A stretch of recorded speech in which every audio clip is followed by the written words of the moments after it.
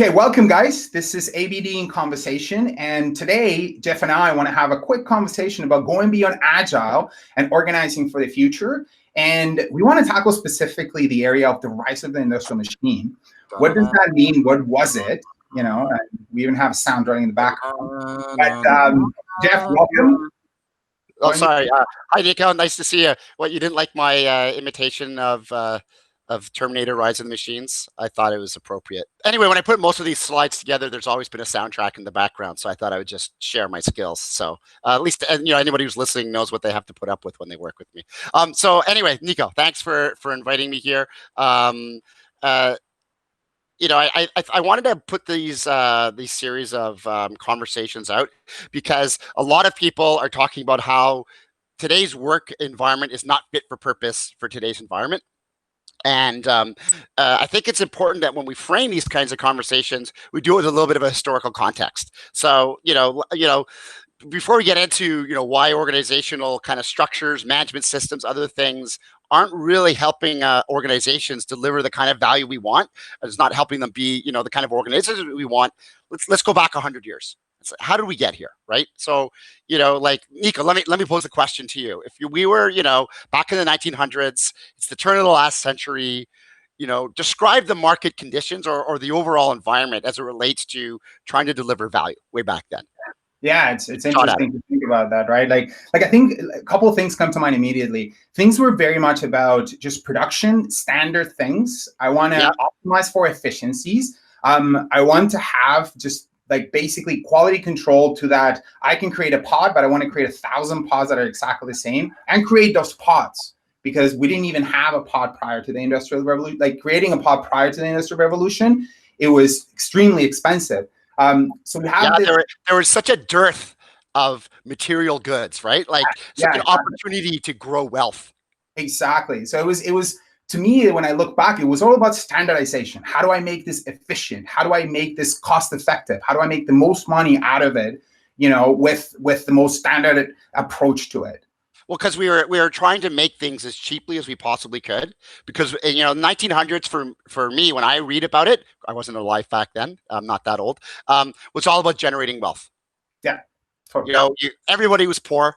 Well, not everybody, but like a lot of people did not have basic material goods, and suddenly we had this technology, this industrial technology, to go and produce it. So the big question for me was, okay, how do we generate as much wealth as we can? By building things as cheaply as we can and getting them out to as many people as we can. Yeah, exactly. And I really like the quote that you put up here, which is just like, you can have any car as long as it's black.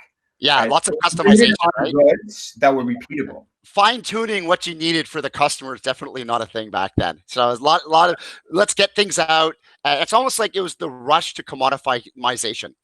You had innovation, you had invention, but you weren't concerned with that part of the value life cycle as much as you were concerned with how do I make this thing a commodity as fast as I possibly can because I want it cheap, I want it standardized, I want it out everywhere. Yeah, but and actually interesting that you mentioned, Jeff, because I actually argue that was the innovation. That was right. The innovation. It was standardizing. It was the fact that it didn't exist. And now I have the capability of doing this. Things have changed dramatically, we know, but if we put ourselves 100 years back, it's very, very different. Like if you look at all of the people kind of here lined up in a row, I mean, what does that tell you about the kind of work that this, the industrial era or the industrial organization typified? Your job is to screw in this little thing, and you got to do it 10,000 times. Yeah, and here's 1,000 people all working, doing the exact same thing, and then off it goes to the next assembly line where maybe not 1,000 people, but you've got dozens or hundreds of people also doing the exact same thing. So everything was super, super standardized and super, super separated, right? So, the person who screwed in the widget into the spoke of the wheel was separate from the guy who, I don't know, polished the wheel, or the person who ground it down, or everything was as separated as it could possibly be so that it could be as repetitive as it could possibly be. Of course. And one thing that is actually as well very important that came to mind is that the person that designed the wheel was almost held at this like angelical position. Is like, oh, I am much better than you because I was the one that created that particular design, or the machine. Or had the instructions in their hand. Like if or had the instructions in their hand. Exactly. Like if we tradition of labor. Yeah. you have this division of labor, and even like division of like authority for. So if we look at the guy in the bottom right, it's interesting, right? So you have the person who's got the instructions, and you have everyone else who's following the instructions. So, everything's about plans. It's about design. It's about instruction. More instruction equals more efficiency. If we had more standardization, we would just be better. And I might be bashing this a bit, but I think it's really fair to say this is all fit for purpose for the era. Like, it all made sense because we're generating wealth, we're employing everybody, but there's a bit of a cost here. People are basically being treated like cogs in a wheel. They're automatons. And no wonder when robots and machinery started to come along and automation, everyone got threatened because people were so used to acting like robots. They're convinced that robots were, once they became machine robots and real robots, they're going to take over all their jobs. So it's a real different way about thinking about work. My arms and legs are what's most valuable. So hey, and it worked, right? Here we've got the pyramid organization, and the pyramid organization is everywhere. But I mean, what's interesting now is it's still everywhere, like today. Yeah, does it still fit? Does it still work? That's the bigger question that comes to mind. There's been a lot of changes in the market. There's been a lot of changes in just capabilities.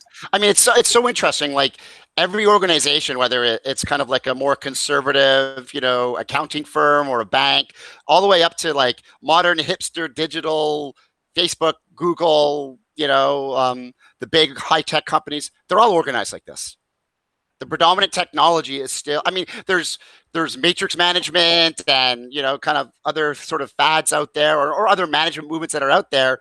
But this is still the predominant management model. It's the predominant structure. And I think you're like, that's a fantastic, area to explore. I think that there's quite a bit that we can talk about it, just from, all the way from like market changes to, I like to call them singularities, like industrial revolution, the internet, like all these different things. But I think, like, Jeff, this has been a great conversation. I believe this is a great point for us to just kind of stop and we can continue on a next one.